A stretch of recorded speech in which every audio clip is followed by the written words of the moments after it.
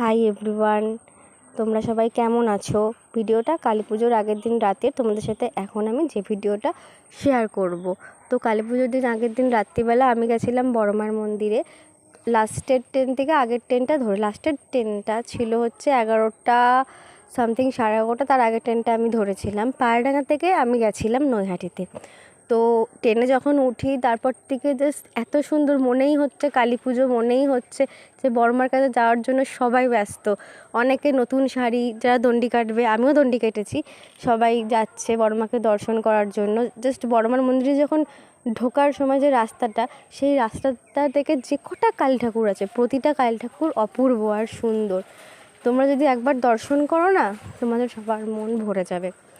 তো দেখো কত ভিড় হয়েছে গঙ্গায়, সবাই মিলে মানে অনেকেই ছিল ওখানে। আমরা স্নান করে দণ্ডি কাটা স্টার্ট করেছিলাম। আমার দণ্ডি কাটার সময় আমি ভিডিওটা করতে পারিনি, কারণ তখন মোবাইল ভেজা ছিল।